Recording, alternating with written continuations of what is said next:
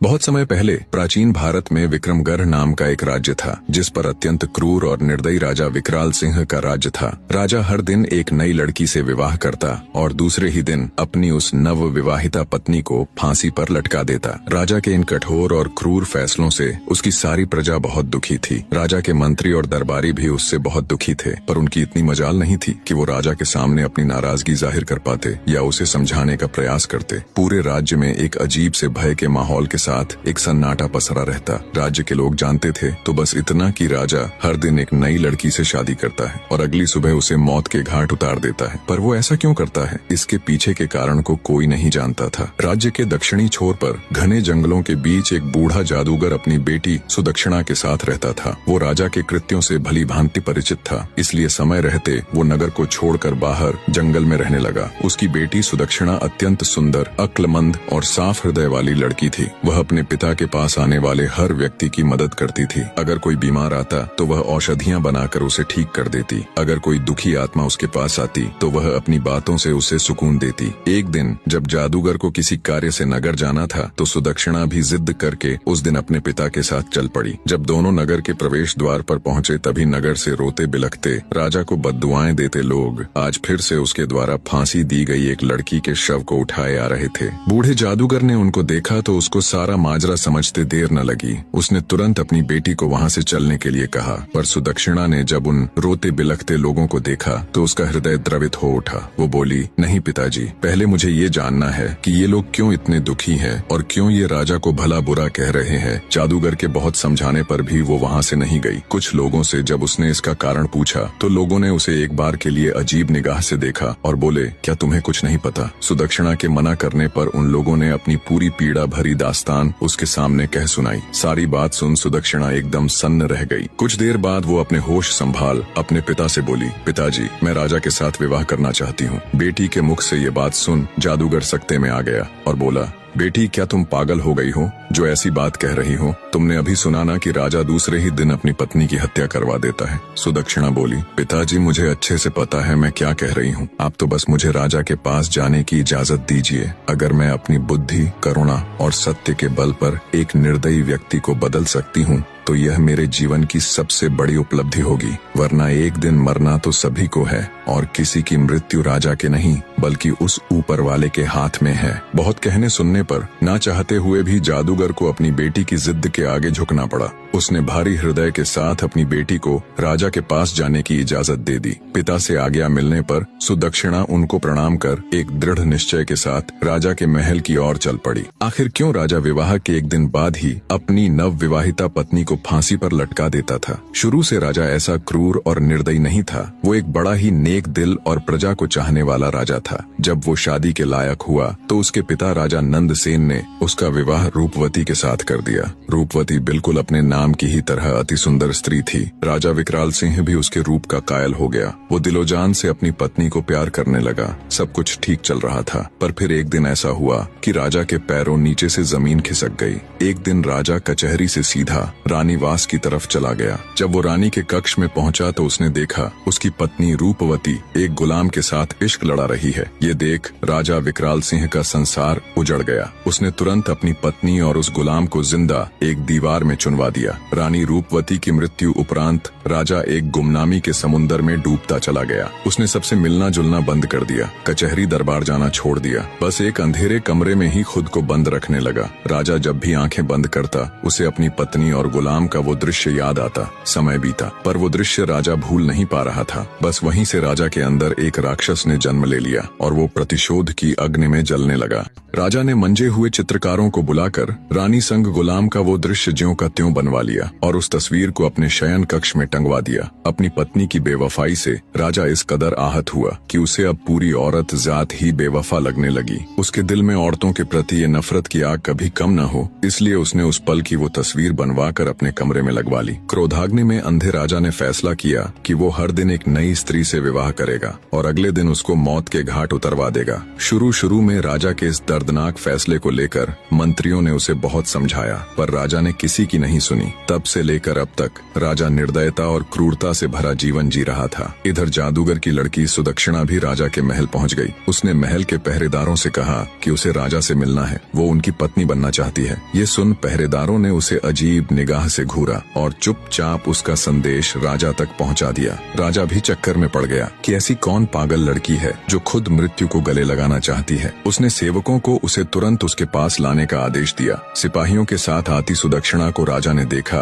तो वो उसे देखता ही रह गया। उसने आज तक इतनी मासूम और सुंदर स्त्री नहीं देखी थी। उसको देख राजा के चेहरे पर खुशी की मुस्कान आ गई, पर जल्दी ही वो फिर से मायूस हो गया। राजा ने सुदक्षिणा से पूछा, ए लड़की, क्या सोचकर तुम यहाँ आई हो? क्या तुम्हें पता नहीं कि मुझसे शादी करने का मतलब मौत को गले लगाना है? सुदक्षिणा दृढ़ निश्चय के साथ राजा की आंखों में देखती हुई बोली, हे राजा, मुझे आपके बारे में सब मालूम है। सब कुछ जानकर ही आपसे शादी करने का फैसला किया है। राजा विकराल हैरान होते हुए बोला, ठीक है, अगर तुम सब जानती हो और तुम्हारा यही फैसला है तो मुझे कोई एतराज नहीं। शादी की तैयारी करो, हम कल ही तुमसे विवाह करेंगे। राजा और जादूगर की लड़की का विवाह हो जाता है। जादूगर की लड़की सुदक्षिणा एक रानी और राजा की पत्नी बन जाती है। रात में सुदक्षिणा 16 श्रृंगार कर सुहाग सेज पर बैठकर राजा का इंतजार करती हैं। जब राजा विकराल सिंह अपने कमरे में आया और दुल्हन के रूप में सजी हुई जादूगर की लड़की को देखा तो वो उसकी खूबसूरती का कायल हो जाता है। पर तभी उसका ध्यान दीवार पर लगी उसकी पत्नी की तस्वीर की तरफ चला गया। उसको देखते ही राजा गुस्से में तमतमा गया। उसकी सभी यादें ताजा हो गईं।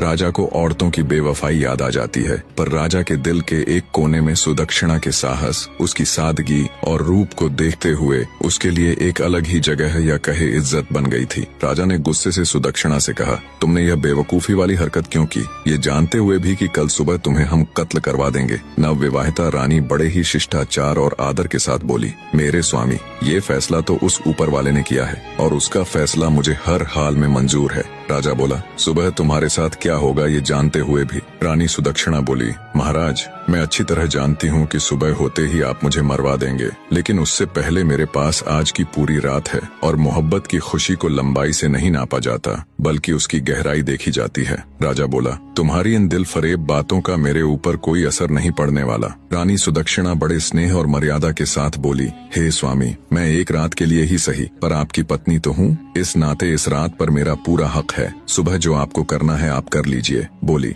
महाराज, पर अभी के लिए अपने इस गुस्से को त्याग दीजिए और थोड़े शांत हो जाएं। रानी सुदक्षिणा की बात सुन राजा का क्रोध ठंडा पड़ जाता है और वो आराम से कमरे में रखी एक कुर्सी पर बैठ जाता है। रानी सुदक्षिणा बोली, महाराज, आज की रात आपका दिल बहलाने के लिए मैं आपको क्या सुनाऊं? कोई किस्सा सुनाऊं, कोई शेर और शायरी सुनाऊं या फिर कोई गाना सुनाऊं? राजा बोला, तुम मेरी एक रात की पत्नी हो और इस रात पर तुम्हारा पूरा हक है। चलो तुम कोई किस्सा सुना दो। रानी बड़े अदब से राजा को जी महाराज कह एक किस्सा सुनाना शुरू कर देती है। एक व्यापारी था, उसकी बीवी, एक जवान बेटी और 2 छोटे बेटे थे। बेटी जवान होने के कारण व्यापारी को दिन रात उसके विवाह की चिंता खाई जाती। वो पैसे जोड़कर धूमधाम से अपनी बेटी का विवाह करना चाहता था। एक बार उसे व्यापार के लिए परदेश जाना था। सफर लंबा था। वह अपने घर वालों से कुछ दिन में आने की कह चला जाता है। जाते हुए उसकी बेटी उसे खजूर देती है और कहती है, बाबा, सफर लंबा है, भूख लगे तो रास्ते में खा लेना। बेटी के दिए खजूर को लेकर व्यापारी परदेश के लिए निकल पड़ता है। लंबा रास्ता और तेज धूप के कारण वो चलते चलते थक जाता है। तभी उसे रास्ते में एक कुआं नजर आता है।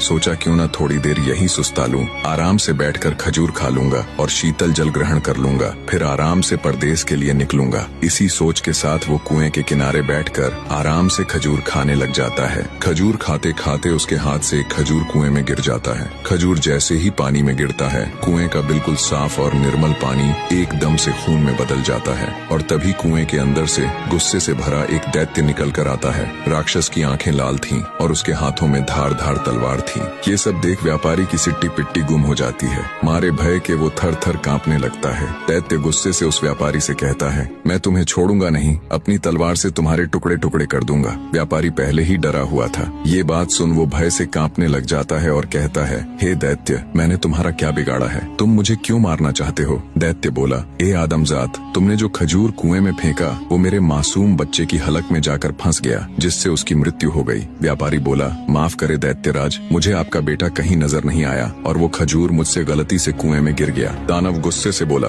हम राक्षस तुम आदमियों को नजर नहीं आते, तुम्हें खजूर खाते हुए एहतियात बरतनी चाहिए थी। अब तुम्हारी मृत्यु निश्चित है, नादानी में हो या जानबूझकर, गुनाह तो गुनाह होता है। अब मैं तुम्हारे टुकड़े कर अपने बेटे की मृत्यु का बदला लूंगा, खून के बदले खून, यही इंसाफ है। आखिर व्यापारी बेचारा मजबूर होकर बोला, हे राक्षस राज, अगर मुझे मारने से तेरा बदला पूरा हो जाएगा तो मुझे मंजूर है, पर मेरी एक शर्त है। राक्षस बोला, कैसी शर्त? व्यापारी भारी हृदय के साथ बोला, मेरे ऊपर अभी बहुत सी जिम्मेदारियां हैं। मैंने लोगों से कर्ज ले रखा है, वो कर्ज अदा करना है और अपनी जवान बेटी की शादी करनी है। एक बार ये जिम्मेदारियां पूरी कर दूं, उसके बाद मैं खुद तुम्हारे पास आ जाऊंगा, फिर तुम बेशक अपना बदला पूरा कर लेना। ये सुन राक्षस सोच में पड़ जाता है। इतनी कहानी कहते कहते सवेरा हो जाता है और रानी किस्सा सुनाना बंद कर देती है। राजा बोला, तुम चुप क्यों हो गई? मुझे बताओ कि राक्षस ने व्यापारी को मार दिया या फिर उसे उसके कहे अनुसार कुछ समय की मोहलत दे दी। रानी बोली, महाराज, रात खत्म तो बात खत्म, अब सुबह हो चुकी है और मेरे मरने का वक्त आ गया है।